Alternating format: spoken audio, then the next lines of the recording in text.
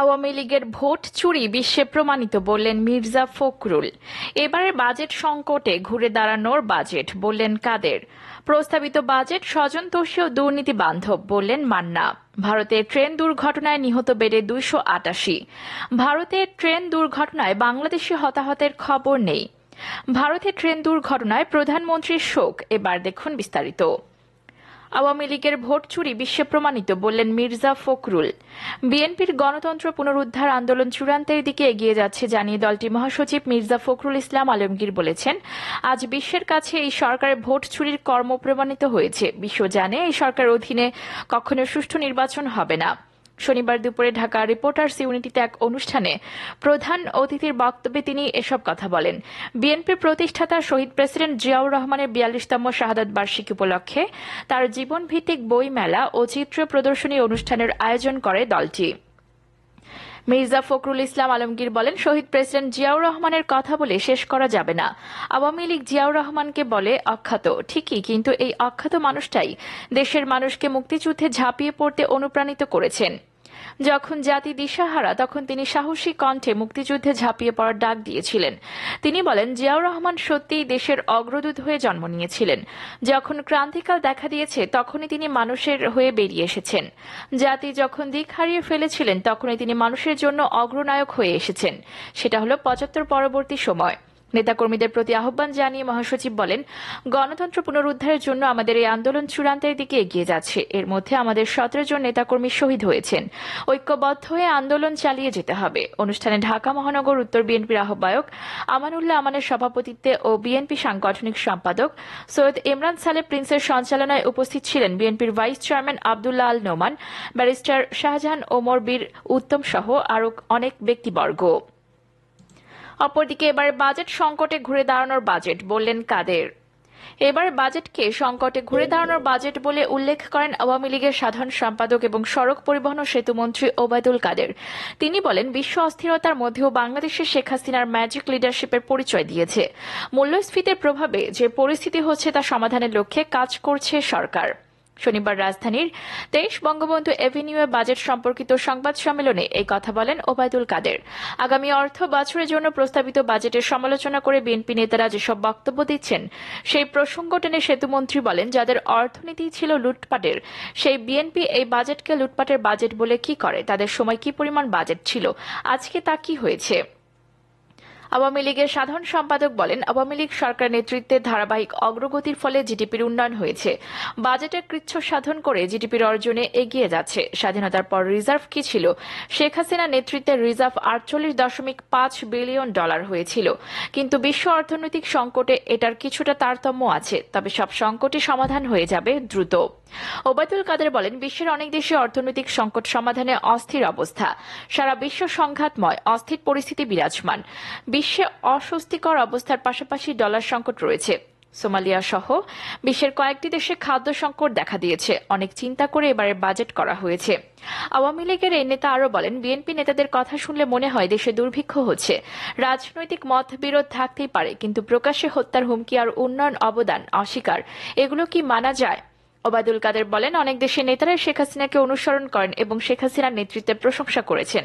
সারা বিশ্ব শেখ হাসিনার প্রশংসা করলেও এদেশের বিরোধী দলের লোকেরা একটা ধন্যবাদ দিতে পারে না। এদেশের বিরোধী দলের রাজনীতি বিশ্বে বিরল। বিরোধী দল শুধু সমালোচনা আর বিরোধিতা করে, কিন্তু ভালো কোনো পরামর্শ দিতে পারে না। অপরদিকে প্রস্তাবিত বাজেট স্বজনতোষী ও দুর্নীতি বান্ধব বললেন মান্না।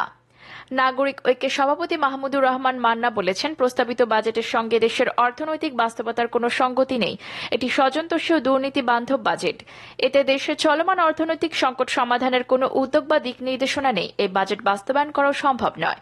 শুক্রবার দলের সাংগঠনিক সম্পাদক সাকিব আনোয়ার স্বাক্ষরিত বিবৃতিতে এই তথ্য জানানো হয়। মান্না বলেন, বাজেটে আইএমএফ এর শর্তের ব্যাপারে পরিষ্কার করে কিছু বলা হয়নি।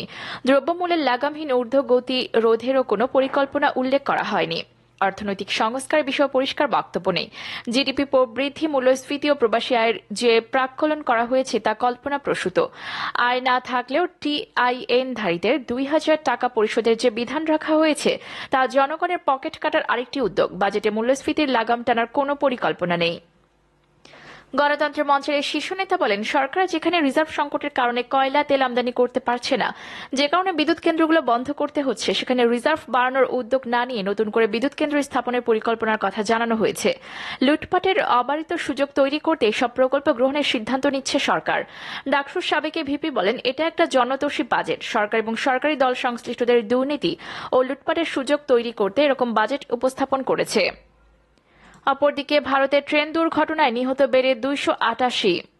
ভারতের ওড়িশার বালেশ্বরে ভয়াবহ ট্রেন দুর্ঘটনায় নিহত বেড়ে 288 জনে দাঁড়িয়েছে। আহতের সংখ্যা 850 বলে জানিয়েছে ব্রিটিশ সংবাদ মাধ্যম বিবিসি। শুক্রবার বিকেলে বালেশ্বর জেলার বাহাঙ্গা বাজার এলাকায় এই দুর্ঘটনা ঘটে।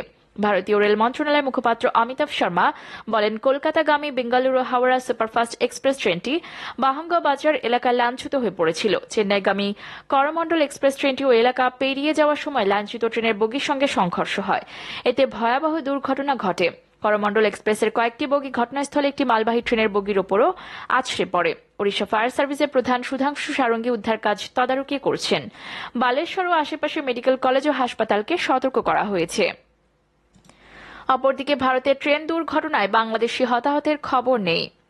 ভারতের ওড়িশার বালেশ্বরে ভয়াবহ ট্রেন দুর্ঘটনায় এখন পর্যন্ত কোনো বাংলাদেশি নাগরিক হতাহতের খবর পাওয়া যায়নি বলে জানিয়েছে কলকাতায় বাংলাদেশ উপ হাই কমিশন। শুক্রবার বিকেলে বালেশ্বরের ট্রেন দুর্ঘটনায় এখন পর্যন্ত 280 জন নিহত হওয়ার খবর পাওয়া গেছে। আহত হয়েছে 9 শতাধিক মানুষ। দুর্ঘটনার পর শঙ্কা করা হচ্ছিল হতাহতদের মধ্যে বাংলাদেশিরাও থাকতে পারে। ভারতীয় রেল মন্ত্রণালয়ের মুখপাত্র অমিতাভ শর্মা এনডিটিভিকে বলেন, কলকাতাগামী বেঙ্গালুরু হাওড়া সুপারফাস্ট এক্সপ্রেস ট্রেনটি বাহাঙ্গাবাজার এলাকায় লাইনচ্যুত হয়ে পড়েছে। ওড়িশা ফায়ার সার্ভিসের প্রধান সুধাংশু সারঙ্গী উদ্ধার কাজ তদারকি করছেন। বালেশ্বর ও আশেপাশের মেডিকেল কলেজ ও হাসপাতালকে সতর্ক করা হয়েছে। কেন্দ্রীয় ও রাজ্যের দুর্যোগ বাহিনী এনডিআরএফ এর শতাধিক কর্মী আটকে পড়া যাত্রীদের উদ্ধারে কাজ করছেন। অপরদিকে ভারতের ট্রেন দুর্ঘটনায় প্রধানমন্ত্রীর শোক।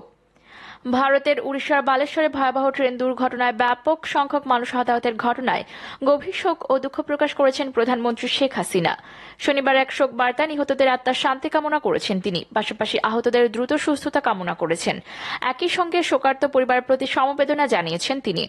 প্রসঙ্গত, শুক্রবার বিকালে যাত্রীবাহী করমণ্ডল এক্সপ্রেস ট্রেনটি কলকাতা থেকে চেন্নাইয়ের উদ্দেশ্যে ছেড়ে যায়। ট্রেনটি স্থানীয় সময় সন্ধ্যা 7:20 দিকে বালেশ্বরের পাশে বাহানগা বাজারের কাছে অপর একটি ট্রেনের লাইনচ্যুত বগিতে ধাক্কা দেয়। এছাড়া আরেকটি মালবাহী ট্রেনও এ সময় দুর্ঘটনার শিকার হয়।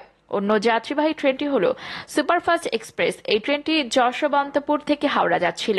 দুর্ঘটনায় নিহতের সংখ্যা 288 জনে দাঁড়িয়েছে। এই দুর্ঘটনায় আহত হয়েছে 900 জন।